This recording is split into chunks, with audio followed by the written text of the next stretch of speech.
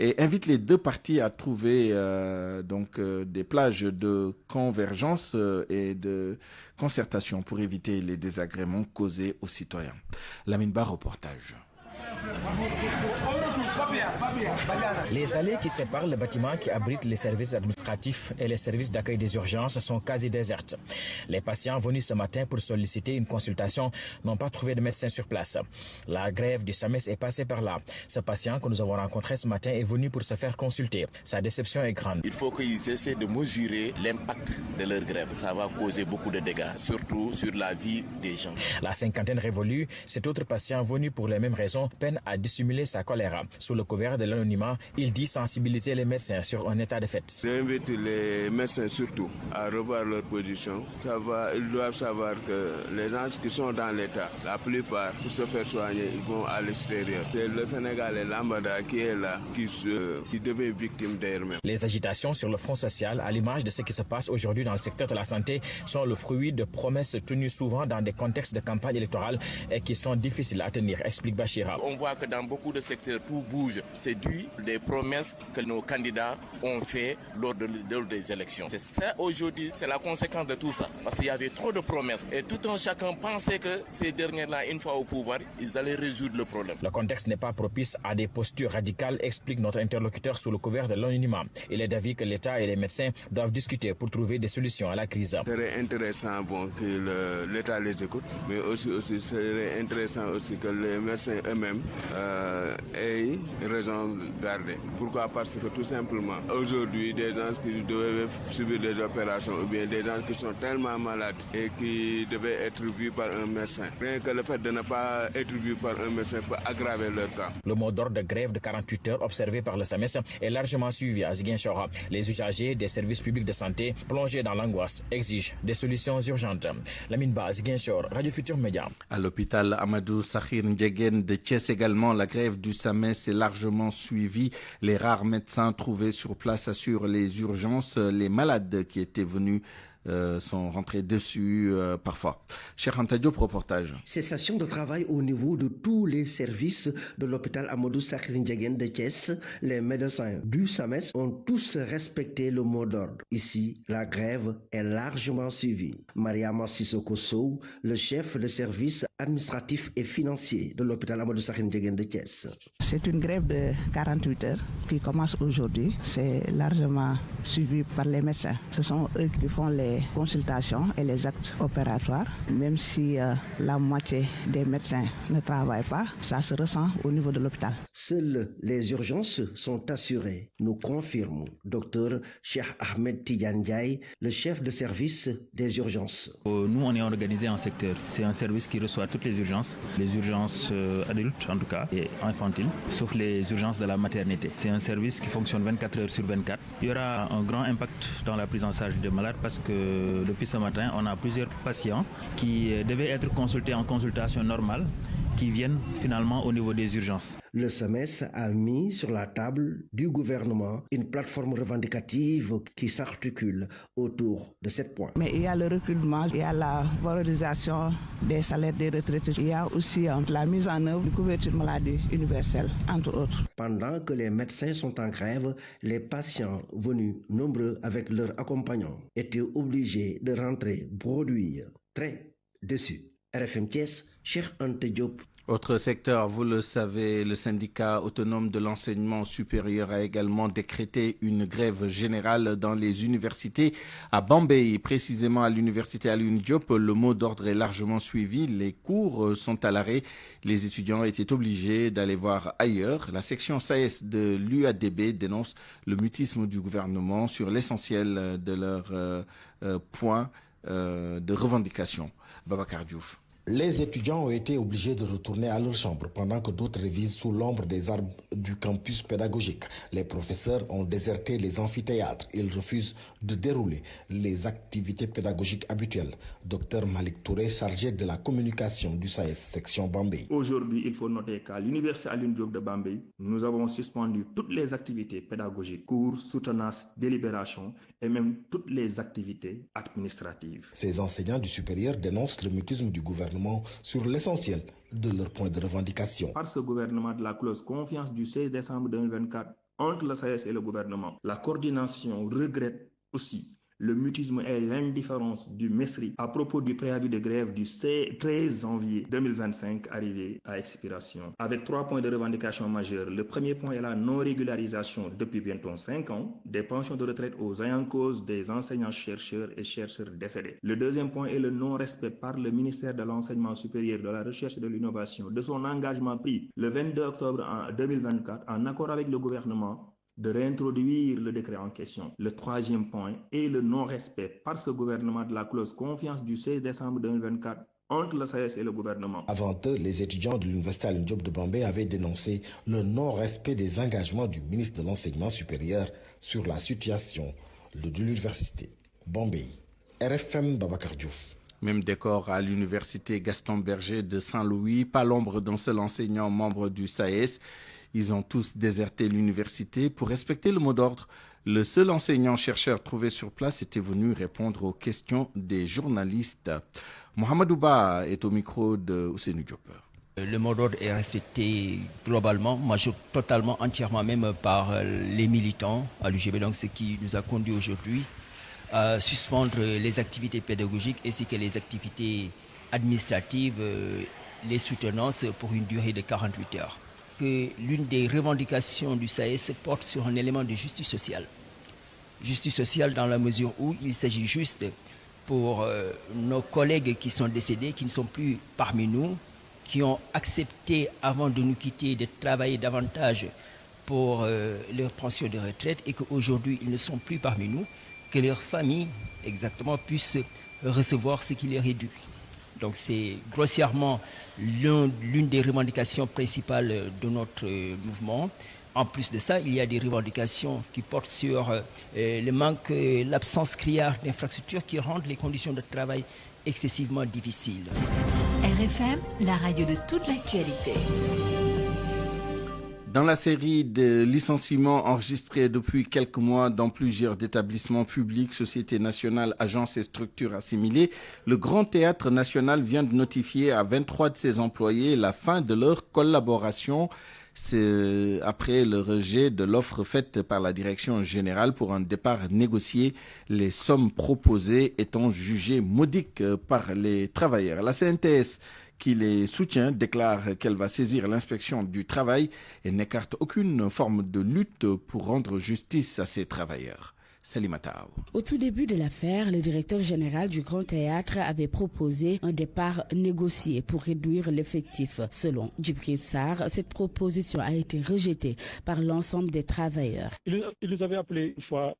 Oui, le directeur nous a proposé une liste de 31 personnes. Par rapport à l'audit qu'il a fait, on lui a proposé de réduire l'effectif. Il nous a donné une liste de 30 personnes. Après, il a convoqué une assemblée générale et il a confirmé ses dires. Une semaine après, il a convoqué un par un pour des entretiens. Au début, c'était un départ négocié. Il a fait des entretiens un par un. Il a proposé des montants allant de 1 800 000 jusqu'à 5 500 000. Et tous les gens se sont opposés sur ce montant-là. C'est par la suite que 23 personnes ont été licenciées. Ce que ces travailleurs jugent illégal et promettent d'aller jusqu'au bout. Lundi, hier, il a sorti des lettres pour licenciement. Il a déjà licencié combien de personnes? 23. Il y a une liste de 30 personnes qui vont partir. Après, potentiellement, il y aura une liste de 17 personnes. Peut-être il y aura une liste de 5 personnes encore. Bon, de faire une grève ou une marche pour dénoncer cette injustice. La CNTS prend cette affaire en main. Elle n'écarte pas d'intensifier le combat pour que ces travailleurs retrouvent leurs droits. Lamine Fall, secrétaire général adjoint, la CNTS.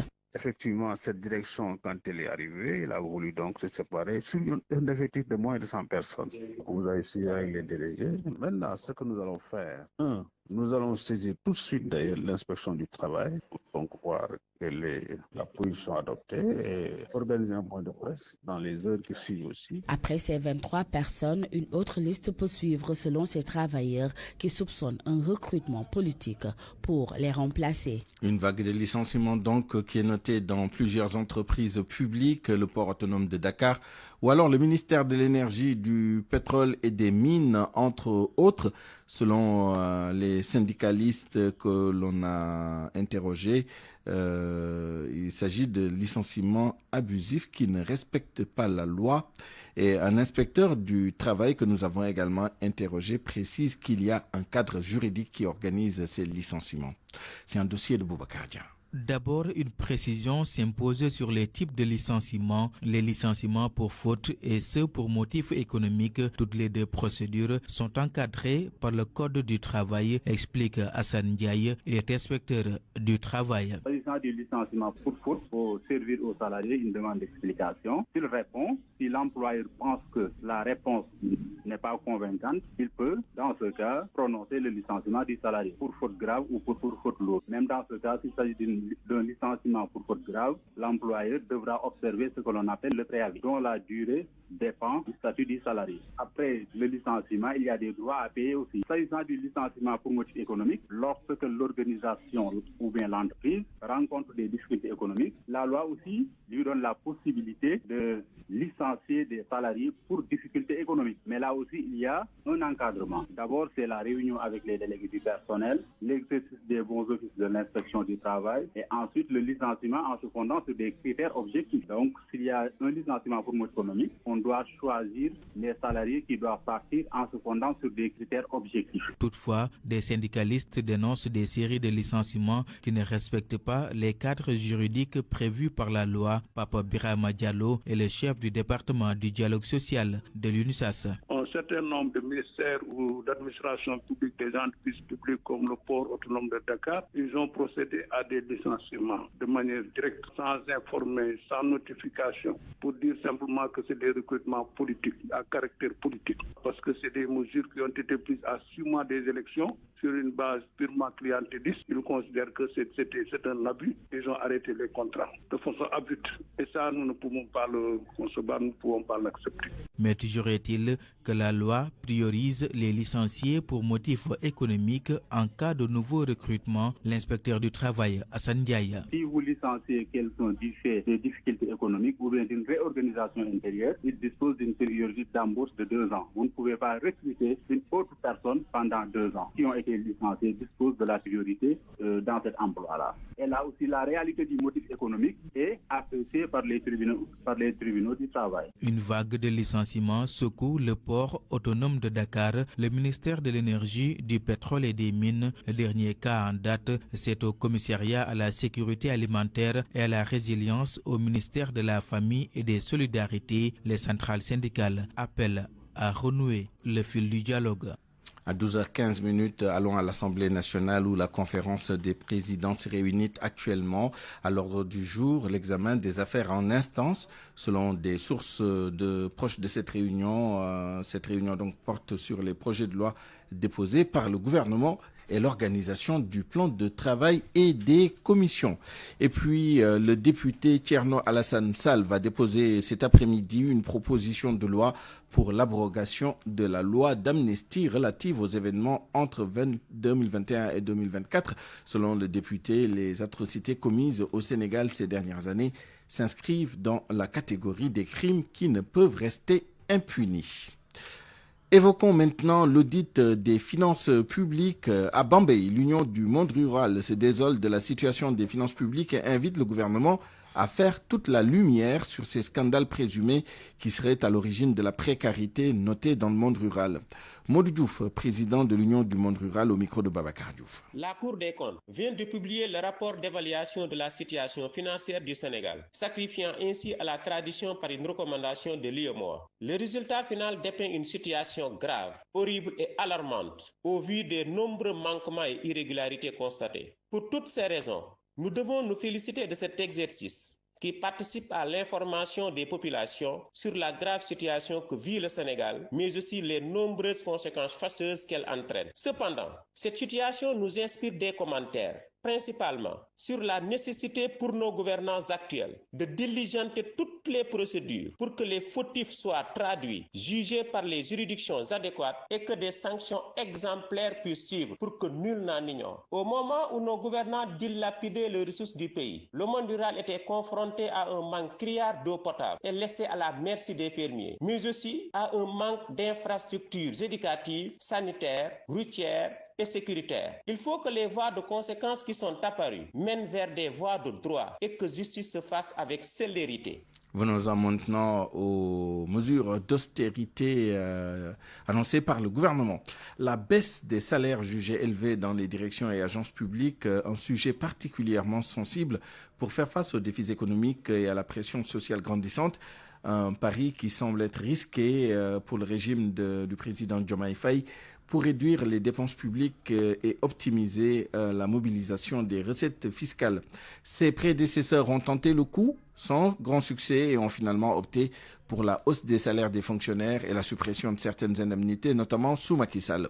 Le papier de rappel avec Amadou Sabarba. L'une des principales mesures d'austérité sous la présidence d'Abdou Diouf a été la réduction des salaires des fonctionnaires en 1993, une baisse de 30% qui n'a pas été actée, des mesures qui ont entraîné une déforestation du pouvoir d'achat des Sénégalais, une montée des contestations sociales et un affaiblissement de la popularité d'Abdou Diouf. Et pourtant, en 1982, des fonctionnaires ont obtenu une hausse de salaire de 3 500 francs. 6 ans plus, ils ont bénéficié d'une nouvelle augmentation, cette fois-ci de 3 500 francs. En 1994, en pleine dévaluation, le gouvernement socialiste pousse plus loin en accordant 15 000 francs de plus aux agents de l'État. Avec la première alternance, Wade remet le couvert en 2000 avec une revalorisation de 6 294 francs CFA. Le régime libéral a accordé 2 hausses de 10 000 francs, chacune en 2002 et en 2005. Toutefois, le président Wade s'est également heurté à cette décision. L'homme de l'alternance avait lancé ces 10 mesures, notamment la baisse des salaires pour alléger, disait-il, la souffrance des Sénégalais confrontés à des hausses généralisées des prix des denrées de première nécessité. Le revirement du gouvernement face aux travailleurs, très déterminé pour contrer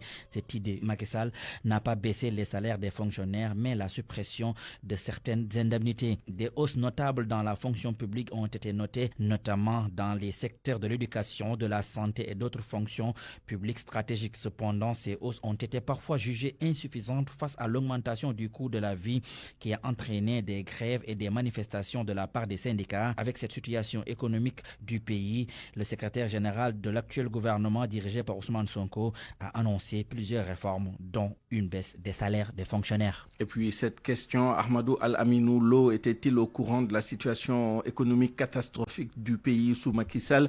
L'ancien directeur de l'Agence nationale de la BCEAO et actuel secrétaire général du gouvernement, dirigé par Ousmane Sonko, a eu plusieurs versions. Donc, question, à quel Ahmadou Al-Aminou Lo se fier? Mohamed Alimou Bah déroule la VAR à ce sujet. Ahmadou Al-Aminou Lo, quelques heures seulement après la publication du rapport de la Cour des comptes. Dans une telle situation, vous héritez d'une situation où vous n'avez aucune marge d'endettement. Aucune marge d'endettement. Le secrétaire général de l'actuel gouvernement, en opération de clarification, le régime de Macky Sall a opéré, selon lui, un carnage sur les finances publiques. Mais il y a des besoins à satisfaire. On se retrouve avec un niveau d'endettement qui fait que le Sénégal ne peut plus s'endetter. Ça veut dire qu'il ne nous reste qu'une seule arme, c'est l'arme fiscale. Ça veut dire les impôts. Oui. C'est très simple.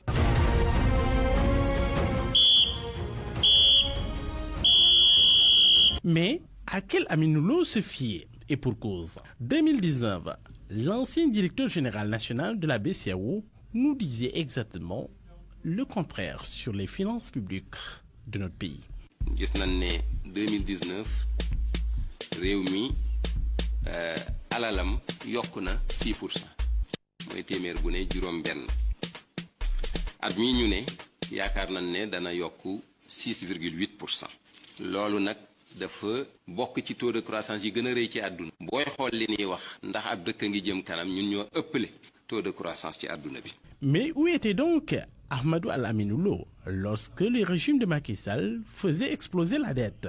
gaa léegi ñuy wax ñii fu nekkoon ban koy wax déedéet yéen ñii seen kër ku ci dem sa kër la xale ya denc ca kër ga ku ko xam man ngaa ubbi sa gaal def ca la ngay def ron lal nga dugal ca la nga cay dugal.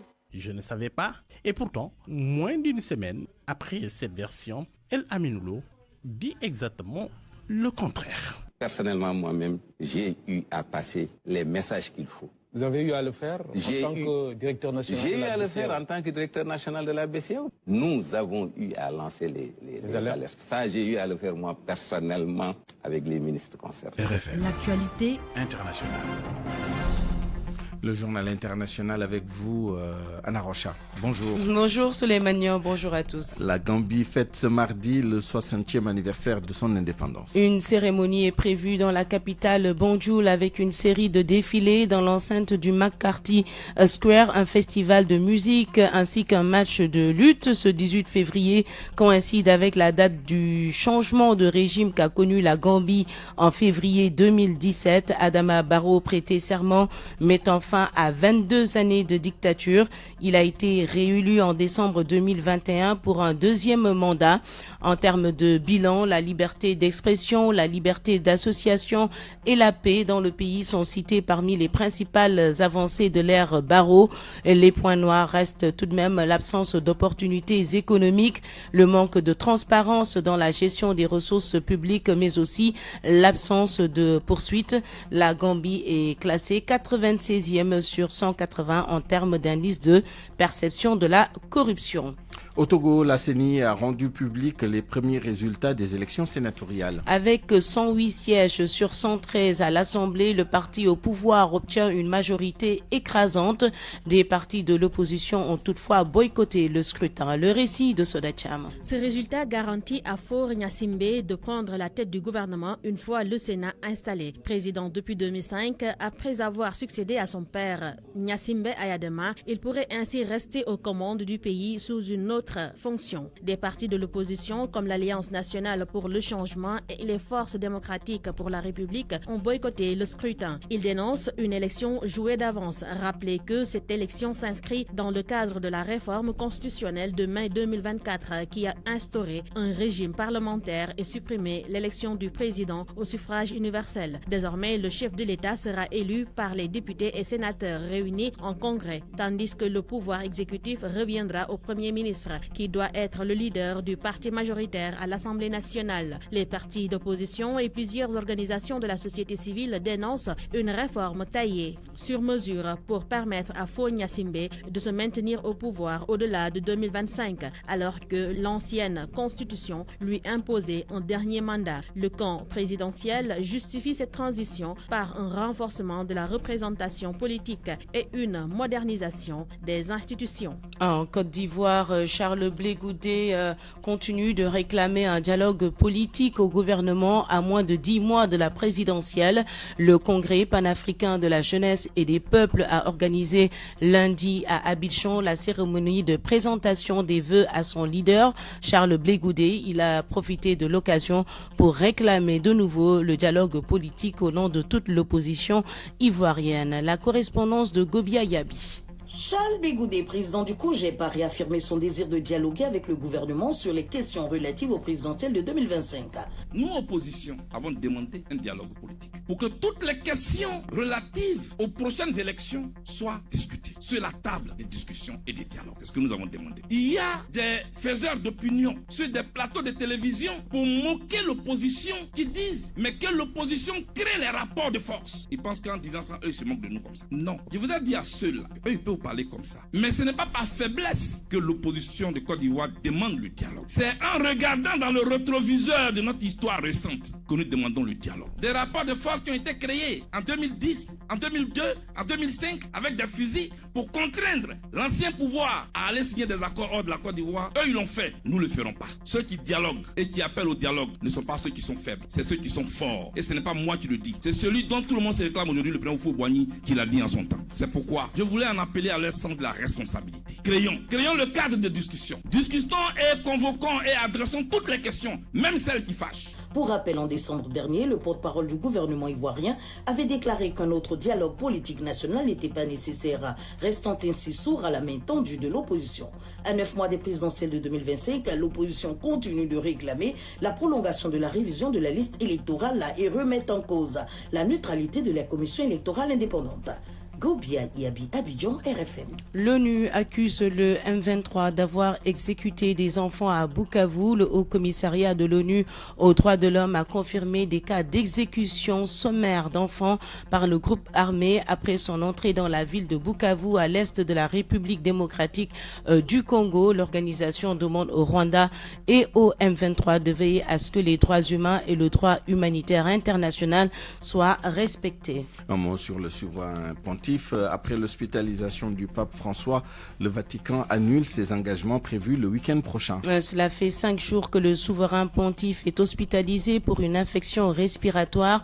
L'audience jubilaire du 22 février est annulée et le pape François, âgé aujourd'hui de 88 ans, ne pourra pas non plus présider la messe de dimanche prochain.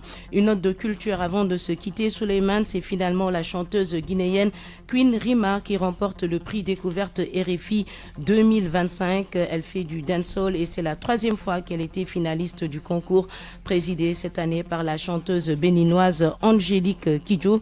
Un artiste sénégalais faisait aussi partie des 10 finalistes, en l'occurrence Sahat Sarr. La prochaine fois peut-être. Merci Anna Rocha. Parole aux auditeurs. L'actualité, qu'en pensez-vous? Moi, je pense que vous devez. Réagissez dans nos éditions d'information sur l'actualité. Bonjour. Du lundi au vendredi, vous avez la parole sur RFM. Dans notre rubrique Point de vue, nous débattrons des problèmes dans le secteur de la santé avec le docteur Amadou Sow, coordonnateur de la cellule de communication du ministère de la Santé et de l'Action sociale, et Arona Diop, secrétaire général du syndicat autonome des travailleurs de la santé, SAT Santé. RFM Sport.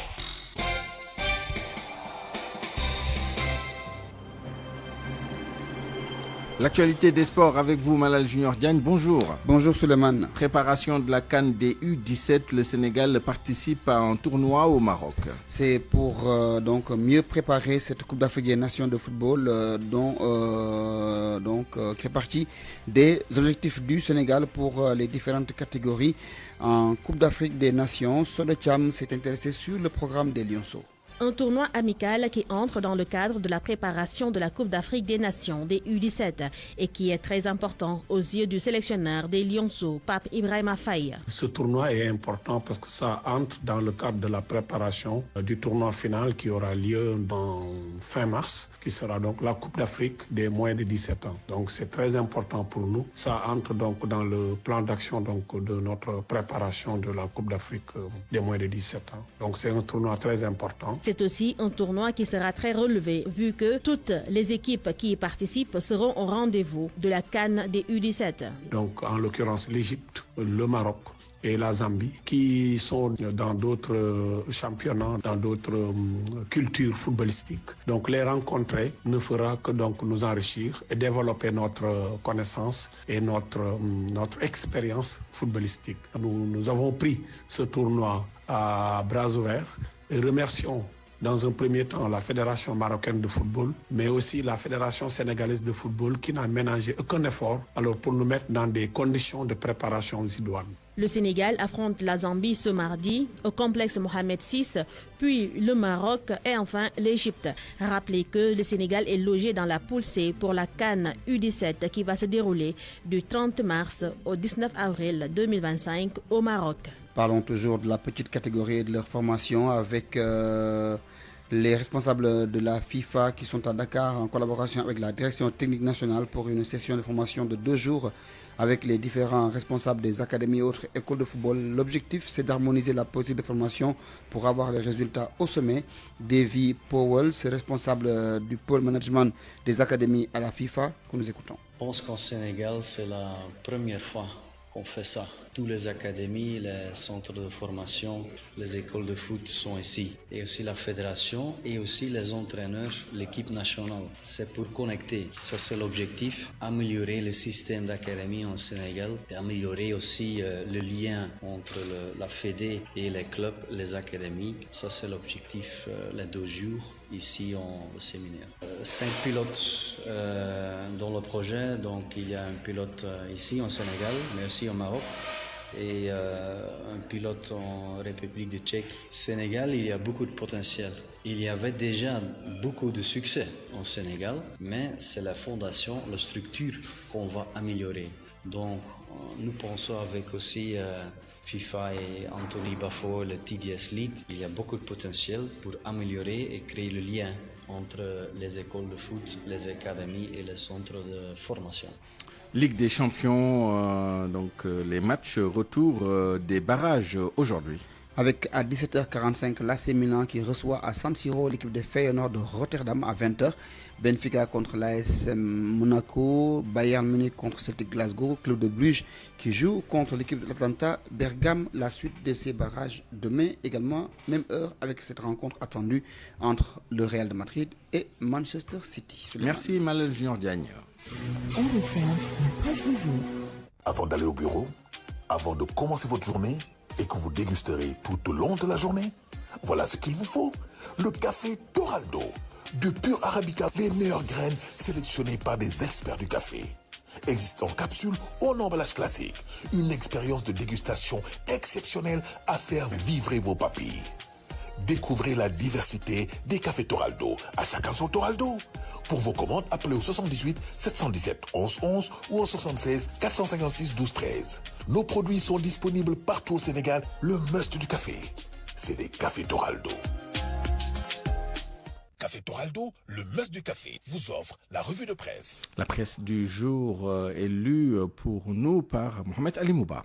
Bonjour. Vent debout contre les mesures d'austérité. Le plan Al-Aminoulo ravive la colère. La controverse bûcheronne à une principale point actu. Non, constate le journal L'Info, les mesures d'austérité ne passent pas. Le confrère constate que même Cheikh Omar Diagne Simi, il est autour de la galaxie pacifienne. Il s'invite donc à la controverse et c'est pour dire ce qui suit. Le journal rapporte ses propos sans attendre. En écoutant Al-Aminoulo, j'ai visualisé les solutions du FMI en accord avec la Banque centrale dans les années 80, allusion au fameux plan d'ajustement structurel sous le régime Abdou Diouf. La situation du Sénégal ne nécessite pas de plan d'austérité. Il nous faut juste de nouveaux instruments pour redynamiser l'économie, accroître la marge de manœuvre de l'État. Oui, le train de vie de l'État doit être un levier sur lequel il faudra faire quelque chose, mais un salaire est sacré. Il faut respecter le pouvoir d'achat des travailleurs. Le journal L'Info d'alimenter le débat avec ce point de vue de Pape Malick Ndour, ministre sous le régime Macky Sall, économiste de formation. Il dit ces mesures font suite à un engagement que le gouvernement d'Ousmane Sonko avait mis ou pris devant les FMI depuis le 12 septembre 2024. Abdoul Mbaye, banquier de formation, ancien premier ministre de la République du Sénégal, pense qu'il n'y a pas d'autre voie pour le Sénégal, sinon la réduction du train de vie de l'État. Il faut y aller maintenant sans arrogance et donner surtout l'exemple. Tribune relève que ces mesures d'austérité prises par le gouvernement n'ont rien à voir avec le rapport de la Cour des comptes. C'était déjà dans le circuit car Sonko avait donné sa parole au FMI qui a donné des injonctions dans ce sens. Alors que Macky Sall avait refusé catégoriquement sous son air. Pour le journal, le FMI doit apporter au Sénégal son assistance technique et financière en allégeant la dette par une baisse de taux d'intérêt ou une réduction du montant à l'échéance. Sur ça qui s'invite à la discussion est allé acquérir le point de vue de notre économie. Son nom, Ahmed Lamine Sadji. Il dit, rien n'est fiché dans la vie. Un salaire peut être revu si les circonstances l'exigent, mais pour lui, ça devrait être l'ultime solution. En tout, l'économiste pense qu'on pourrait privilégier un assainissement des rémunérations salariales par une relecture, une analyse des pratiques dans toutes les institutions publiques. Cela pourrait révéler des possibilités d'économie importantes sans toucher toutes les catégories de salariés. Les temps difficiles commencent pour notre duo au sommet de l'État, constate Direct News, et pour cause, on s'achemine droit vers des pertes d'emploi, une probable augmentation du prix de l'électricité, de l'eau et du carburant. La vente de l'avion présidentiel est même agitée, fin des exonérations, grève générale en gestation et la crise qui s'installe au Sénégal. Le journal ne croyait pas si bien dire car le quotidien Les Échos nous dit ce matin que les syndicalistes rejettent un bloc et comptent faire face. C'est inacceptable, confie Eliman Diouf de la CSA. Il dit qu'ils vont s'opposer par tous les moyens. Le secrétaire général du SAMES, Mamadou Demandou, soutient de son côté que l'austérité, c'est pour les privilégiés de la fonction publique.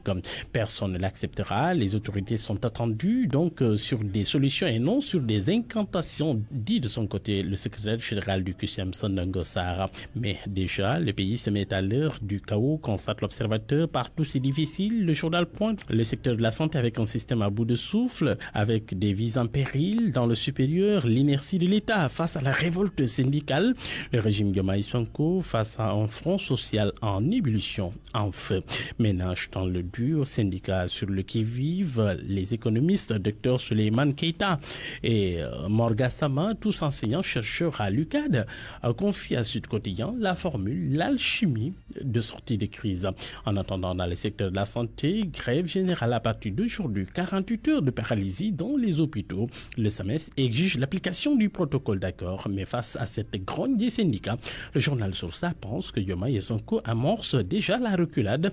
L'État, à travers le Bureau d'information générale, rétropédale. La baisse des salaires ne concernera que les ministres, les directeurs généraux, pas les autres fonctionnaires. En tous les cas, dans le même journal, Abdoul Mbaye demande aux Sénégalais de se préparer à pire parce que ça va être plus difficile. La sortie de crise, ce n'est pas pour demain. À la une du journal LAS, le dépôt aujourd'hui d'une proposition de loi approchant la loi d'amnistie adoptée sous Macky Sall. Thierno Alassane Sall devance PASTEF. Le journal note que Thierno Alassane a pris la question en main et il annonce dès aujourd'hui le dépôt de la proposition de loi pour l'abrogation de la loi d'amnistie adoptée donc sous Macky Sall. En première page du journal Le Soleil, la mise en place des pôles territoires, les contours d'une nouvelle architecture. Les nouveaux tenants du pouvoir veulent aller plus loin que la croix de la décentralisation en parachevant le projet des pôles. Cette approche, selon Le Soleil, devrait permettre de développer économiquement les régions les plus reculées du pays en se basant sur les opportunités et richesses de chaque territoire. À la une du journal Enquête Révolution de l'IA, le Sénégal à la traîne. Le journal Enquête note une absence d'infrastructures, un déficit de ressources humaines. C'est préalable pour le développement de l'intelligence artificielle. Techniquement et financièrement, nous ne sommes pas au niveau du Maroc, annonce un spécialiste interrogé par le journal. Hassan Douye, expert en médias et informatique, pense que beaucoup font la ruée vers l'IA sans prendre conscience du danger. Une guerre donc en puissance. Avant d'aller au bureau, avant de commencer votre journée et que vous dégusterez tout au long de la journée, voilà ce qu'il vous faut. Le café Toraldo, de pur Arabica, les meilleures graines sélectionnées par des experts du café. Existe en capsule ou en emballage classique. Une expérience de dégustation exceptionnelle à faire vibrer vos papilles. Découvrez la diversité des cafés Toraldo. À chacun son Toraldo. Pour vos commandes, appelez au 78 717 11 11 ou au 76 456 12 13. Nos produits sont disponibles partout au Sénégal. Le must du café, c'est les cafés Toraldo. Café Toraldo, le must du café, vous a offert la revue de presse. Point de vue. Regard croisé sur l'actualité du jour. 12h40, bienvenue dans notre rubrique Point de vue. Dans les 10 prochaines minutes, nous allons, et c'est une gageure, essayer de débattre des problèmes du secteur de la santé avec nos deux intervenants du jour. Dr Amadou Sow, coordonnateur de la cellule communication du ministère de la Santé et de l'Action sociale. Bonjour docteur. Bonjour Souleymane. Nous sommes également avec Arona Sow, secrétaire général du syndicat autonome des travailleurs de la santé, SAT Santé. Arona Diop, bonjour. Oui, Arona Diop. Arona Diop, c'est bien ça? Oui, bonjour. Et en même temps, président de la Fédération des syndicats de la santé. Très bien. Nous avons bien noté la précision. On va peut-être commencer avec le docteur Amadou Sow et avec un point de situation sur la grève du SAMES, grève de 48 heures entamée aujourd'hui. Une question à plusieurs tiroirs. D'abord, quel est le dispositif qui a été mis en place par le ministère de la Santé et de l'Action sociale pour, d'une certaine manière, gérer cette crise au sein des établissements publics de santé et autres structures de santé relevant du ministère et affectées par le mouvement de grève. Et que répondez-vous un peu aux revendications, aux principales revendications du SAMES qui dit que ces revendications n'ont pas fait l'objet de traitements adéquats par l'État du Sénégal? Bonjour Souleymane, merci pour la question, même si j'ai raté par moment le début, mais il me semble que c'est les dispositions qui sont prises. Exactement. Et éventuellement aussi les revendications de l'action du ministère. Exactement. Maintenant, pour peut-être commencer par les revendications, effectivement, nous avons tous suivi un peu la plateforme revendicative du SAMES qui tourne actuellement autour de 7 questions pour lesquelles, effectivement, pour l'essentiel, moi je dirais même que c'est dans le domaine régalien du ministère de la Santé, quand on parle de recrutement, de construction d'hôpitaux, ou d'accélération même de la CSU, peut-être ça c'est un autre département ministériel. C'est pour dire que nous sommes en phase avec eux et nous ne sommes pas restés les bras croisés. Donc depuis le début du processus, plusieurs, voire même une dizaine de rencontres ont été tenues. Le SAMES parle de 14 rencontres, dont la dernière jeudi dernier avec le ministre de la Santé. Effectivement, jeudi dernier, le ministre avec tout son staff a reçu le SAMES et la plateforme revendicative a été revue. Et effectivement, tous les points qui concernaient le ministère, on a fait le point sur les actions qui sont prises ou bien qui sont en cours d'exécution au niveau du département ministériel. Donc c'est pour dire, en tout cas moi, j'aimerais m'arrêter sur la bonne foi du ministre qu'il a affiché devant les syndicalistes pour montrer qu'il est de bonne foi et il est en train de poser des jalons qui vont dans le sens d'apporter des solutions durables mais structurelles. Mais rien de concret d'après le SAMES, après 14 rencontres et après, la réduction d'une certaine manière, entre guillemets, de la plateforme de 84 points à 7 points, rien de concret sur le terrain.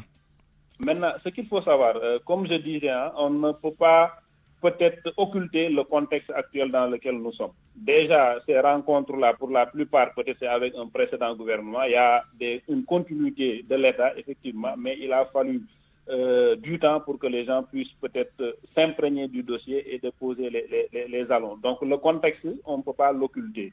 La situation qui est un peu délicate et tout, mais tout compte fait, le ministre a affiché sa bonne foi et que les jalons qui sont posés vont nous mener dans la résolution définitive de ces problèmes. Et aussi, on ne peut pas ne pas s'arrêter sur l'appel du Premier ministre qui demande, et sa démarche, l'appel qui consiste à aller vers un pacte social pour avoir une paix dans le secteur social, mais aussi la démarche qui consiste à aller en profondeur pour régler définitivement ces questions. Parce que si nous revenons sur la plateforme revendicative du SAMES, je vous ai dit, pour l'essentiel, même ça ne peut pas être réglé par le département de la santé. Il y a d'autres départements ministériels. Quand on parle de construction d'hôpital, ça peut-être c'est le ministère à travers la carte sanitaire, mais le financement c'est à un autre niveau.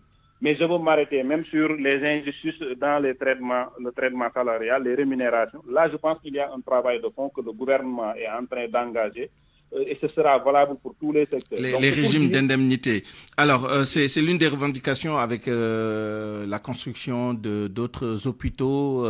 Il y a également le recrutement massif de médecins, l'élargissement de la couverture sanitaire universelle.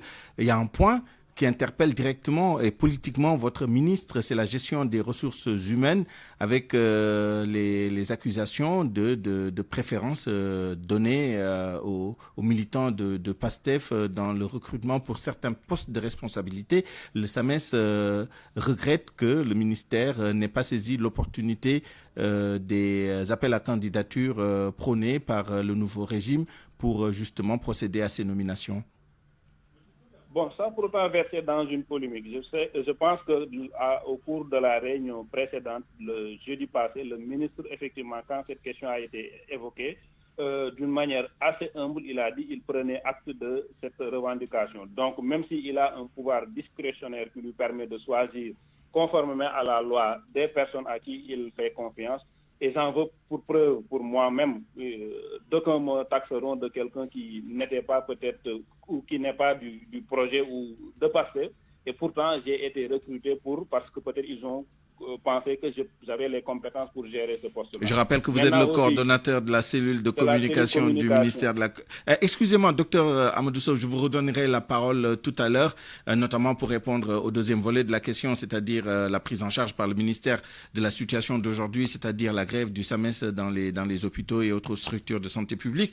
Mais avant cela, Arona Diop, secrétaire général du syndicat autonome des travailleurs de la santé, cette santé, et vous avez rappelé que vous étiez aussi le secrétaire général de la Fédération des syndicats de santé, donc la fêtière des syndicats de santé. J'imagine que le SAMES fait partie des syndicats membres, d'où ma question qui est peut-être une question-réponse aussi. Vous endossez-vous les revendications et toutes les revendications du SAMES et êtes-vous solidaire de la grève lancée par ce syndicat? Bonjour et bonjour à Dr Sow. Mais je rappelle que le SAMES n'est pas encore membre de la Fédération des syndicats très bien. Travail de la santé qui regroupe 12 organisations syndicales du secteur de la santé pour le moment. Très bien. Mais nous, notre inquiétude est grande. Pourquoi? Et je rappelle que nous sortons d'un point de presse tout à l'heure pour lancer l'alerte encore une fois. Il est bien vrai qu'on a été reçu par le ministre hier, mais notre inquiétude est grande parce que nous avons vu que depuis l'installation de ce nouveau gouvernement, il n'y a pas de début de solution ni de proposition par rapport aux revendications qu'ils ont héritées. Ce n'est même pas des revendications, mais l'application d'accords. Et malheureusement, lors de notre première rencontre avec notre ministère de tutelle qui s'est tenue le 30 avril 2025, 2024, excusez-moi, il avait dit que c'était une rencontre de prise de contact, mais c'est au niveau du Premier ministre que les problèmes allaient se poser. Et là, c'est inquiétant, parce que partout au Sénégal, quand vous parlez, on vous parle du Premier ministre, Et là, je dis, on invoque l'adage qui dit qui trop embrasse mal étreint. Et je pense que ça risque de perturber les secteurs. Et un de nos camarades l'a dit tout à l'heure. Nous tirons la sonnette d'alarme par rapport au lendemain. Vous avez vu que le SAMES a décrété 48 heures. La fédération va décréter 48 heures les 13 et le 14 mars. Et vous avez entendu les centrales qui se sont levées aussi. Mais je pense qu'il est temps que les gens fassent des propositions par rapport aux problématiques posées sur la table. Il est bien vrai qu'ils ont hérité une situation, mais c'est ça le gouvernement, c'est ça l'État. Donc vous revendiquez l'application des accords déjà signés. Oui. Et encore une fois, est-ce que les revendications, la plateforme du SAMES est en cohérence avec la plateforme de la fédération? Est-ce que vous revendiquez les mêmes choses? Mais effectivement, il y a beaucoup de points qui se recoupent. Prenons l'indemnité de logement tout simplement. L'indemnité de logement est payée à une partie du personnel en laissant en route d'autres parties. Nous, dans la fédération, nous avons des syndicats du secteur des collectivités territoriales, des travailleurs du secteur des collectivités territoriales. Mais regardez, les médecins qui sont dans ce secteur, jusqu'à présent, n'ont reçu aucun rond par rapport aux indemnités payées à tous leurs collègues du système de santé, aussi bien pour les infirmiers, les sages-femmes et les travailleurs cadres du système. Donc je pense que c'est cette discrimination que nous ne pouvons pas accepter, nous, de la fédération. Et je pense que si rien n'est fait, vraiment, nous allons vers des perturbations énormes. Et nous l'avons dit, on a décliné un plan d'action, et le plan d'action va commencer par des tournées, des assemblées générales, mais surtout une grève générale pour le 13 et le 14. Mars prochain. Et je l'ai rattrapé. Très bien. Et je l'ai rappelé. La santé de la population incombe à l'État. Mais nous, ce qui nous inquiète, et je le répète encore, c'est tout tourne autour du Premier ministre. Et là, ça ne peut pas continuer. Mais vous avez rencontré le ministre hier. On reviendra très brièvement tout à l'heure là-dessus. Mais je tenais vraiment à relancer le docteur Amadou Sow sur la situation d'aujourd'hui et celle qui va qui prévaudra demain avec cette grève de 48 heures du SAMES. Quelles sont les dispositions, quelles sont les informations qui doivent être portées à l'attention des usagers pour qu'il y ait, en plus de la prise en charge des urgences qui est un minimum et une obligation légale, quelles sont les mesures prises par le ministère pour que l'impact soit le moindre possible sur les usagers des services de santé? Bon, par rapport à cette question, ce qu'il faut savoir, c'est que d'abord, le SAMES l'a rappelé, en tout cas à travers sa communication, c'est qu'il y a une grève qui est là, mais il y a un respect des urgences. Donc, toutes les personnes qui seront dans des situations urgentes, s'ils vont dans les structures sanitaires, ils seront pris en charge correctement. Maintenant, mais nous, en tant que ministère, nous ne nous limitons pas à cela, parce que on aurait bien souhaité que toute personne qui sollicite les services de santé puisse en tout cas trouver solution à leurs préoccupations. Parce qu'il ne faut pas qu'on occulte aussi ce qu'on appelle la notion de perte de chance. Quel est le manque à gagner qu'on aura par rapport à ces malades qui, du fait d'une grève, peut-être verront leur situation compliquée.